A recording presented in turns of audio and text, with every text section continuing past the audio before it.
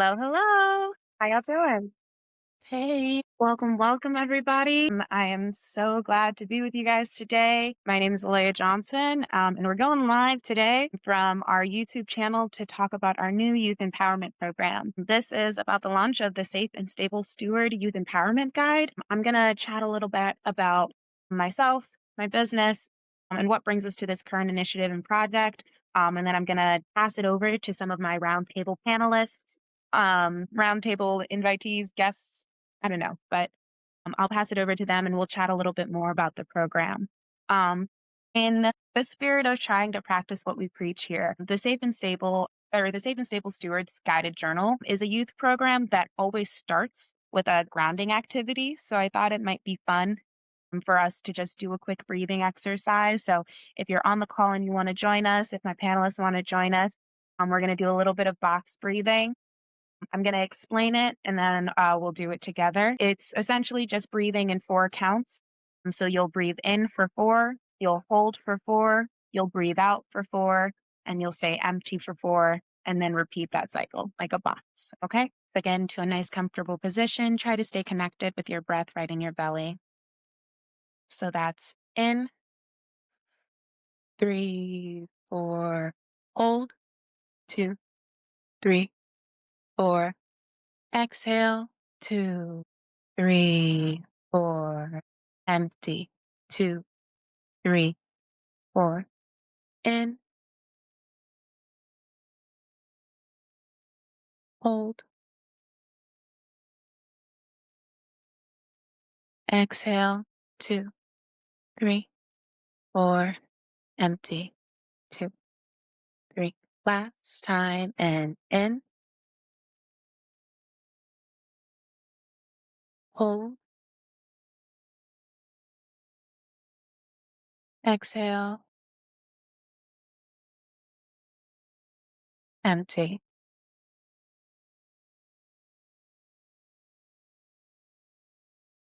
Okay, yeah. Just a little something to keep us grounded in this present moment. As I said, my name is Aleigha Johnson. The byline I give is that I'm a doula educator creative, but today I am here as the founder of Safe and Stable Co., which is a reproductive justice social enterprise that serves the greater Philadelphia area. We provide doula services, education, and community engagements. And this is something very particular and special to our education niche that we're expanding a little bit today. A little bit about my background and honestly what inspired Safe and Stable Co. is that I'm actually a childhood sexual assault survivor. When I was pretty young, I had been abused and I was actually too young to actually know what was going on, like so many others experience. I didn't talk about it for a really long time. It took a really long time, actually. It wasn't until I got to college and I was then harassed by a faculty member on campus that it kind of just became too much. But at the same time, with the prevalence of sexual harassment on college campuses, there's actually a lot of restorative justice practices that really opened up my healing in an entirely new way. I had been in the process of studying international relations and political science because I've always, really believed in equity and justice and wanting to fight for anti-discrimination and all of the things. But feeling in real time what it meant to have like my material conditions met, to have community really coalesce around me by really implementing those restorative justice principles. As I said, it just changed the way that I saw healing. And it changed the way that I saw the kind of building and equity work that we need to be able to build a better, safer, and more stable world. And so it really pointed me in the direction of reproductive justice, just because I started researching like Black maternal mortality and all of the things. But in regards to my own personal healing, it opened me up to being able to have conversations with my family. So as I returned back home after college, I was able to engage in conversations with the community members that it involved and really, get into like really deep therapy and healing work and somatic practices and really do a lot of assessment about my values and how I build community and connections and seeing how much of the patterning had to do with my trauma and all of the things and being able to move through it to find better ways. And so with this particular initiative, I want to try to make that a little bit easier for folks before it has to lead to like years of silence and the cycles of shame and blame that often keep people quiet, and just create those kinds of open pathways and communication. As a doula, I'm really early on in regards to the child rearing process. But I have already had people come to me, like their clients come to me, or my clients come to me and ask, like, how do I teach my kids body safety? And how do I make sure that my kids stay safe? And I I had already put together a couple of resource guides on body safety and, how to do that from like those 0 to 3 years. And there's really, really great resources. You can check it out on the blog on my website. But this is about kind of expanding as folks are going through that change. So the Safe and Stable Stewards Guide is specifically geared towards folks like 9 to 13, as they're going through puberty and changes and navigating their social circles and values. With the Safe and Stable Steward Guide, this is really about providing folks that information as they're navigating those puberty changes. Just because that was where I kind of started. That was like right in the years after my assault occurred.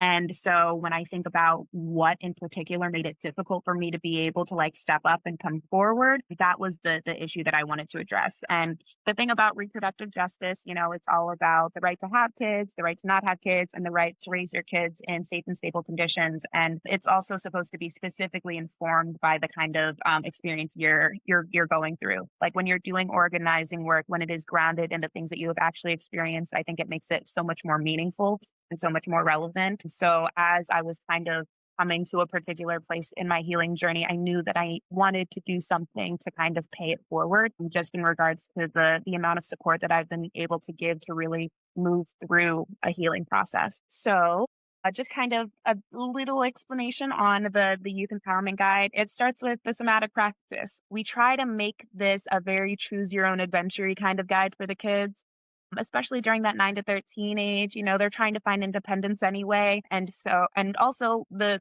very ethos that kind of starts is that like they are their first guide. You are your first guide when it comes to leading yourself through the world. It's why it's called a stewardship program, because it's about stewarding them into maturity, into adulthood, and all of the things. And so we try to give them options. So at the beginning of each chapter, they get to choose which somatic practice they want to use to ground themselves in the present moment before we start to do a bit of a deep dive. So each chapter has a little interrogation. What do you know about the information we're about to dive into? And then there's a couple different ways if they want to write it out, if they want to record a voice note, just so that way they have some options about how they want to really express themselves and ensure that they're really participating.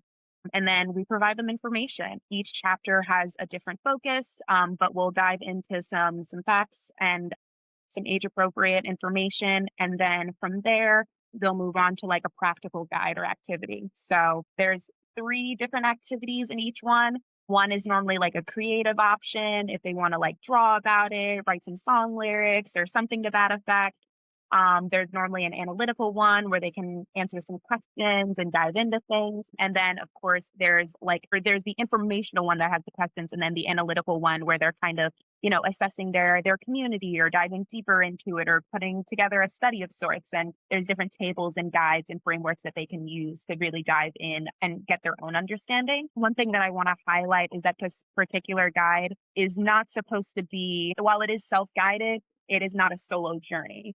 There are pointed points in each chapter where they can, where it's highlighted where they should reach out to a trusted adult. Like right from the beginning of the first chapter, we map out who are those trusted adults in your life? Who are those trusted peers for some of the big feelings that might be coming in? Who are the people that you can go to? And so while this is something that I do encourage folks to allow their young person to really take on and take ownership on their own terms, it is also like just a conversation starter. And so there is also an accompanying parent guide that tells you more about some of the things that they're going through, and also provides some prompting questions that might help you kind of assess the things that they're discovering about themselves as they're going through the journey. In chapter 1, You Are Your First Guide, is all about figuring out what is a gut feeling, what does it mean, what does it look like, what does it feel like, and figuring that out for themselves. The second chapter is a values assessment where the kids figure out what are values, where do we get them, how do we implement them, and things like that. And the third chapter is about taking care of your bodies.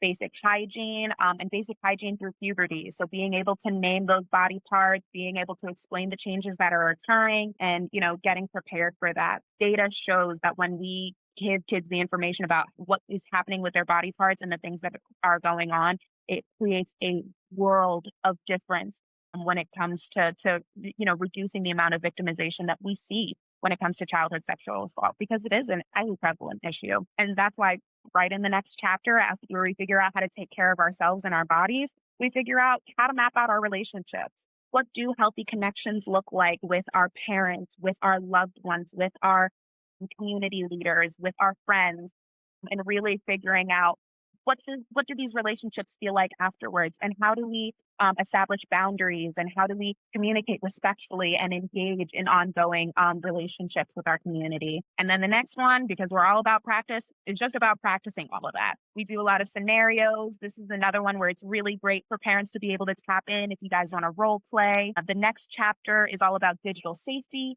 And so making sure that this translates into the online space, because we know that the kids are online, and we are not have been teaching in the school district of Philadelphia. And I know that there's someone on this call that can talk more about it. The kids are not getting the kinds of digital literacy information that they used to be getting when I was coming up. And that is also a really unfortunately prevalent way that folks are experiencing predation as well. So giving them the tools to find better ways to engage online. And then we move into creating safe communities and what it means to recognize unfairness that we're experiencing, that others are experiencing, and how we can keep ourselves safe and how we can keep others safe, and what that like kind of community responsibility is. So much of my own healing journey was only enabled by having the kind of like stability in my community. So creating more safe and stable conditions in real time through our connections and through how we lean on our support and our people is really, really huge and part of this. That's what chapter 7 is. And then chapter 8 is just about reflecting and integrating all of the information. There isn't like a particular timeline on how your young person does this. If it takes them a whole lot of time, a whole little time, it's up to them. They are their first guide, and they're going to guide themselves through the process. That is the program as it stands. It's a jumping off point into a whole lot of future ventures, but I want to pass it on to some of my roundtable folks to introduce themselves and talk a little bit more about what programs like this bring to their work and their experience. Yes, thank you, Aleigha. Thank you so much for inviting me. I'm so happy to be here and happy that you're doing something like this. So I am a pre-licensed therapist. I graduated from Jefferson University's Community and Trauma program this past May, and the focus of my studies is in trauma recovery, addictions, and eating disorders. And as a person who is in recovery from alcohol use and sexual trauma that is out here, right? And so I am a big advocate for spaces that empower people, like people of color, young people. My sweet spot is like emerging adults and people who maybe need a little bit of guidance along the way, because as young people, they don't have the words and we don't get taught coping skills and how to trust ourselves. I love that the first chapter, the first tenet of your journal is that you are your own guide, because looking back on my experience and in working with others, that voice inside that says like something's not right, that is so important. And people on the outside will often try to silence that or say it's not important, but giving young people the power to be like, you have to trust that voice, I think is so important. And so one of the things that I also wanted to mention is I did my clinical internship at Philadelphia Children's Alliance. So I supported children who were in recovery from trauma from sexual abuse. And in that model, we use TFCBT, which is trauma focused cognitive behavioral therapy, which is a really great way to help children process their trauma, tell their own narrative. We do the relaxation and a lot of the components that are required in trauma processing. But what I often felt was missing was this understanding of body image, esteem, personal values. Like, how do we fit that in there? And I love that the journal, addresses all of that. And as therapists, there's only so much we can do. We have an hour once a week, if that, right? Life happens. So sometimes cancellations happen and, all the things. And so there's only so much that we can do in an hour. And it's a very long process. And so anything that can support people outside of the therapy space, I am such a huge advocate for that. And so having a journal that's self-guided, where they work with the parents, and that's important too. Stats say that when a child has a caring caregiver or trusted adult or someone who believes them and can help them with the process, they are more likely to recover from that trauma experience and move on with healing, faster. Long term, that means maybe fewer adults with like addiction issues and eating disorders and mental health. And so, yeah, I see this as preventative, and I think it's just so much good work, and it definitely aligns with everything that I do. So I really appreciate being here today. Thank you so much for joining us. I want to pass it to the next panelist, and then we can just chat a little bit more about our experiences. Well, good morning. My name is Marian Smith Baker. Thank you for having me here to launch the Safe and Stable Steward guided workbook. I'm the mother of the esteemed Aleigha Johnson, the founder and the advocate of the workbook. A little bit about myself. I am an educator. I've been in the profession for over 30 years. I started my education journey in Jamaica, where I was a high school teacher, taught for 9 years. In the US, I earned my first master's in secondary education, got my certification also. And I went on to Arcadia to get my principal certification. So I've been in the education basically half of my life, right? And I must say this touched me to the core because seeing and my daughter Aleigha go through went through what she went through, and me as a parent not being informed or not knowing of what had happened, a lot of emotions, anger, guilt, first of all, not knowing that your child was going through this, and then even after knowing, was ill-equipped to deal with the trauma, to help her through the trauma, right? So this workbook is so ideal for parents, or for guardians, or for that adult to create that safe or to help that child along. And I echo with Talia, saying that the first core, you are your first guide. Having that child to develop that inner strength to discover who they are. And it also, as I said, it's preventative. If things are coming in and they had that instinct, is something negative, they're able to, deal with that and being aware that it's not a good emotion, right? And I liked the second one, discovering the moral compass, because I'm dealing with, I teach eighth graders, right, going on to high school, and even the seventh graders, I've seen they're unsure who they are, and they tend to lean to their friends and their peers, and good or bad, sometimes bad, may lead them into a negative behavior, right? So you have to know who you are. What is your moral compass? I love it. What is your moral? What do you stand for? So I am a proponent of this workbook. I'm excited that is something there that parents, as you said, can work with the child. Even teachers can help that child, because sometimes as an educator, you will see a child acting up in the classroom and you may misinterpret it for discipline issue where they have underlying traumas that has not been dealt with. And then, just the consequences that has been laid out is re-traumatizing that child. So to be equipped with the knowledge to kind of have to be informed how to deal with situations like that is so helpful. So I'm so excited to be here. I'm so excited to learn more about this workbook and this journey. So thank you for having us. I'm sorry. I love being surrounded by cool, impressive people. um, Yes.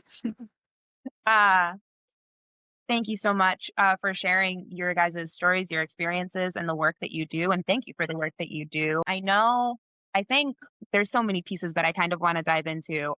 I'll go in the order that I noticed them, but I love that you shared your experience, Talia, particularly in regards to like body image and confidence and figuring out how to work that into, the trauma healing and recovery process, and how that's been really instrumental to you as well as your work and the clients that you serve. I would love to learn more about like what you're experiencing and any like recent trends or things that you're noticing right now. Yeah, I think well, number one is boys, right? I think when we think of childhood sexual assault and sexual abuse in general, no matter what the age is, boys get overlooked. But when I was working in my internship, most of my clients were boys and they were under 8 years old.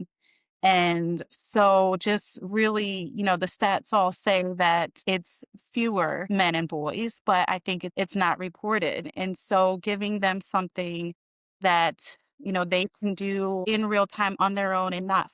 There's still the process of sharing one story is in and of itself can be traumatic. So like at Philadelphia Children's Alliance, they start by talking to the police and the forensic investigator and family advocates, and all of that is just so much. So it's no wonder that children and families keep it a secret. And so, having ways that, if they don't go through the route of legally telling someone and getting the healing, because as we see, like men are growing up and they're struggling. They don't have an emotional outlet. The anger issues, which can turn into so many other things, addiction, domestic violence. Not saying that that doesn't happen to women as well, but if we can, put language to the feelings and teach men and boys how to trust themselves as well, like what will it look like, these relationships in the future and people flourishing? So yeah, I'm definitely seeing that. And again, the relationship between sexual trauma and addictions, like I really believe that all trauma is bad. All experiences that can lead someone to trauma is detrimental to safety, worldview, identity, all that. But I think there's something that sexual trauma hits a little bit deeper to that person's like core that can really, shape worldview and just create this like soul sickness or yearning that other experiences don't do in quite the same way. And so yeah, like with eating disorders and addiction, like I hear a lot. It's so common that teenagers, adults will say, yeah, this happened to me when I was a child. That is just, and it's like, no wonder you sought drugs or alcohol. No wonder you saw addictive behaviors or self-harm or, any of these things, because how are you going to heal from that if you don't have the language, the support, the resources? How are you going to recover? Like if you don't have the resources and don't have the conversation. So like I said, this is healing in and of itself. It's also preventative of these other things that we're seeing. It's all related, right? So yeah, those are two of the main things I'm seeing right now. Yeah. Can I just comment on one of the things that Talia had said, like when Aleigha came out and, told the family what had happened prior in her childhood, my first instinct is to keep it quiet. I'm just reflecting, keeping it quiet, because I was like, okay, if this got out, the noise, the rumor. And in it, after a while, I'm like, this is not about me. It's about her and her journey. How can I position myself? How can I be equipped to help her? Right. And one of the things I remember when she, on this journey to unpack what has happened and she had to seek help. It was hard for me because I couldn't help her. You know what I mean? It was really hard. And as I said, I'm really, really, really loved your journey and what you're trying to promote, because we as adults sometimes don't know we're not equipped to deal with traumatized victims, especially when they're ours. So it's been a journey. It's been a journey, and it's going to be an ongoing journey also, because at times these traumas tend to be triggered by little things, and then we have to be equipped to be able to handle such situations. Yeah. Yeah, remember I think I know what you're talking about because I know I struggled with, addiction, like, I ended up very addicted to nicotine, like, really badly, I think until, what, 2 or so years ago when I had to get help? And it was really hard. Like, there are It was, so many maladaptive patterns that people pick up, and you're just trying to cope, and you're so right about the fact that it's a community hurt because as much as, like, yes, this is my journey and figuring out my healing and being able to express what I need and advocate for myself and ask, for that kind of support has been a thing, but it's also, like, especially when it comes to childhood sexual assault, is that, like, more often than not, it is something that is happening within your community, which I think is one of the reasons why we are so big on trying to, like, keep it quiet, and that's something that happens with, like, child psychology, like, kids' brains are wired for protection, and they know that their protection is, like, tied to the safety and their loyalty to the caregivers around them. So that's why more often than not, perpetrators happen to be someone within, your trusted family network, which is why part and parcel of this is being able to like map out those relationships so that way you can identify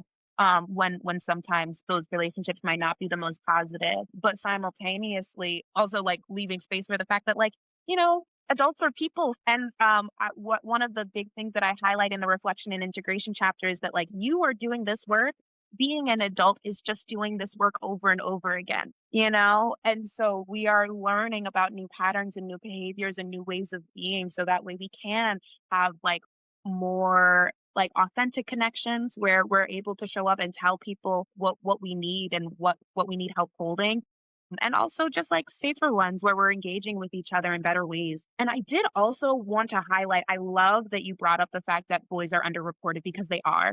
Boys are underreported, and the ways that like identity is like weaponized against male victims is something really to be discussed and talked about. And I know one of the things that I highlight in the book, since it's 9 to 13, it's mainly talked about as unfairness, but the role of identity, whether it is gender, race, class or what have you, and how that shapes the expectations that kids have, and the ways that they're treated is something that gets like talked about in the book. So that way they can be like, hey, that is weird.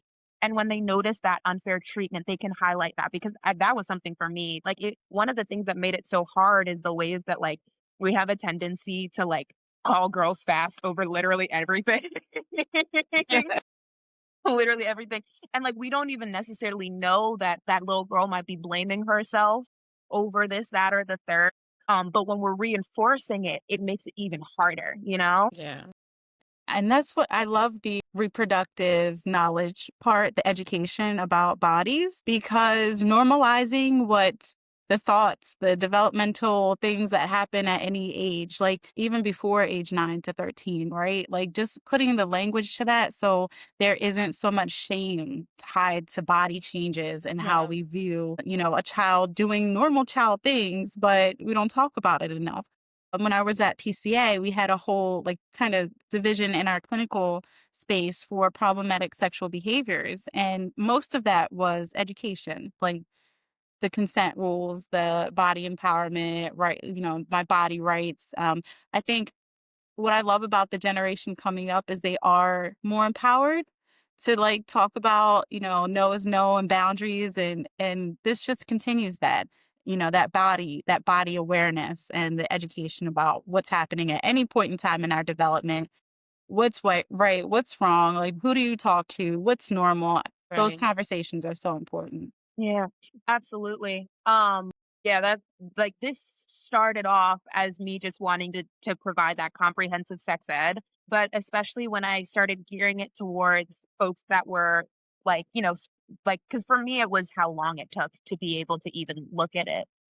And so in wanting to be able to break that up, I realized that's also the age where you're because of all of the shame that you have around your body, it makes it so hard to do the decision making aspects. So it's like, okay, what goes into the decision making? Which is why it's like, okay, it's about figuring out what's going on in our relationships, what's going on within ourselves.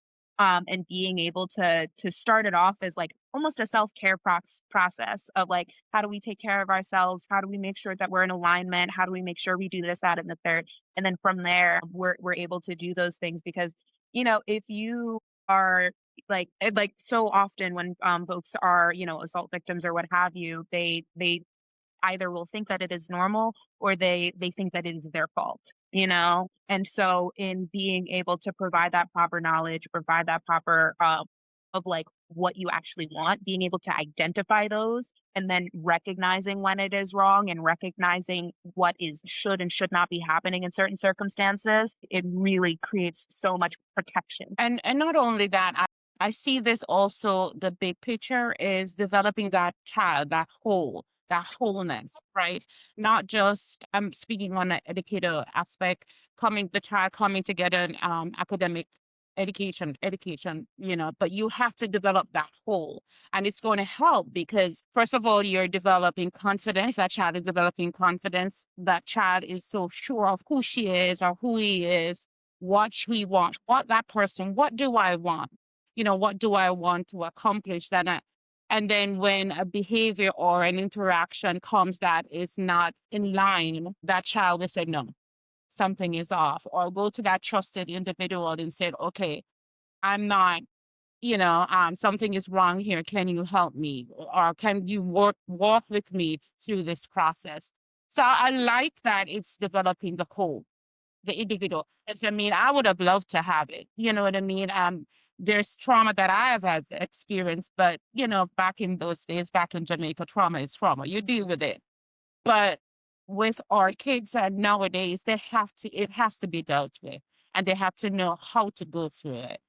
So I'm thankful that this is there, and I'm hoping that it really can launch off into the education setting, especially when we're dealing with these innocent 9 to 13 year olds. Will say, because I know that that's also because you're in the middle school space and also just your role as an educator. I would love to know more about some of the things that you see in your work as well, and the ways that this might be helpful. Well, what I see, one of the things that I think is lacking is not to be informed of the trauma. Like, I would have a kid in my class and the kid is really acting up and not doing the work or absenteeism or whatever it is. I mean, I've come across, but after the fact, hearing that child had traumatized, I would have loved to have known that that was the situation before. I mean, an educator should be informed and that something is there to be able to reach that child or connect with that child or the individuals. So I just think to be informed,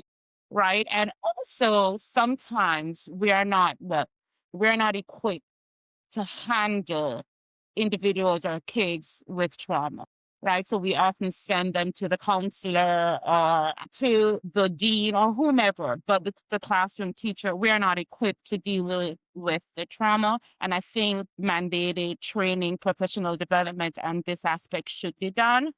So, I mean, if that kid is in your classroom, we can know what not to do or what to do to kind of help and alleviate that probably defiant behavior based on the trauma, whatever it is. Yeah. So that's what I'm seeing or have seen throughout my journey. And I think sometimes I just feel powerless. I mean, even with speaking from my own experience, I'm powerless. How am I going to handle her trauma? How am I going to handle her heart? What am I supposed to do? What am I not supposed to say? You know what I mean? I mean, so just to be educated in this aspect, how to deal with individuals who had experience in trauma. Yeah, and I think that is so much of why I know that my healing shifted when I was in a community that had like the restorative justice practices like infrastructure already in place. Like the prevalence of harassment on college communities made it so much easier. Like I remember my job was ready to make accommodations, like the professors were ready to step in, all but that's because they're practiced at it because of how like intense it is. But we also know the prevalence of that when it comes to childhood sexual assault, which is why things like this and more restorative justice and processes and education that empowering education about body consent is like really building that infrastructure because while it is like, my healing journey, it's a communal wound, like when we see a child in our community, like, eh, and I'm going to speak as a doula here.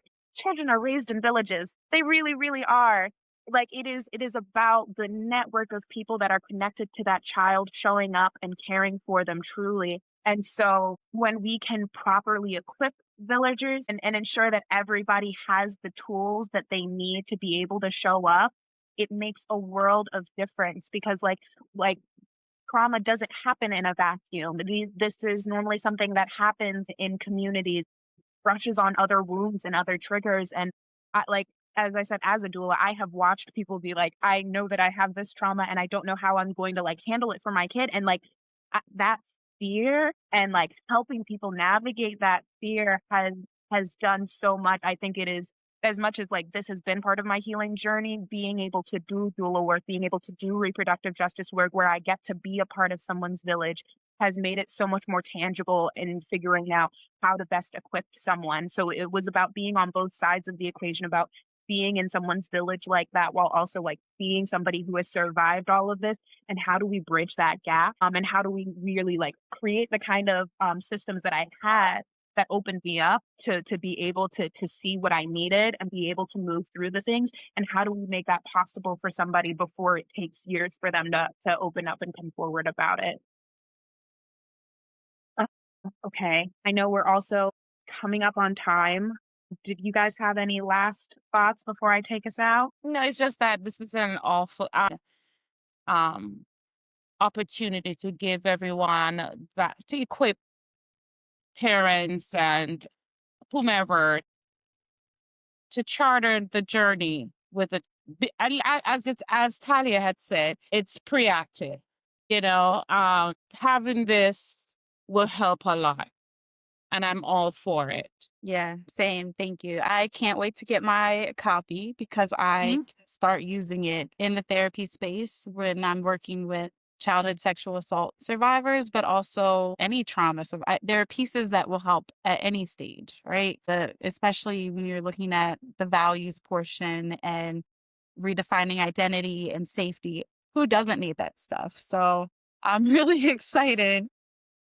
The And it can young and the Right, old. exactly. Yeah, so many settings. I'm already envisioning the people that I could be like, "Hey, let's look at this," right? So, yeah, I'm really excited. That makes my heart so happy. I'm very excited. Thank you guys for being part of the launch of this journey. I can see this book expanding. I want to see an older version where we can talk about this because especially them older kids are having to deal with like domestic violence in those opportunities, figuring out the younger version of this where it has those body safety elements and putting together real restorative justice practices for survivors. And there's so much collaboration and community and connection to be made off of tools like this. And it means everything in the world to me to be able to like move that forward because this is my healing journey, and being able to step up and create something for the little girl that didn't know how to handle this so many years ago is actually a dream come true. So thank you guys for being here. Thank you to all the folks that are watching. You can purchase a digital copy of the journal at safeandstableco.com. It goes live in another like 15 minutes at 1, but feel free to tap back in, follow us on socials and all of the things for updates and changes and the next steps of this. But thanks again. Keep up the good Thank work, you. Aleigha. Yes, thank you so much. Thank you for having me. Absolutely. Thank you, guys. Bye.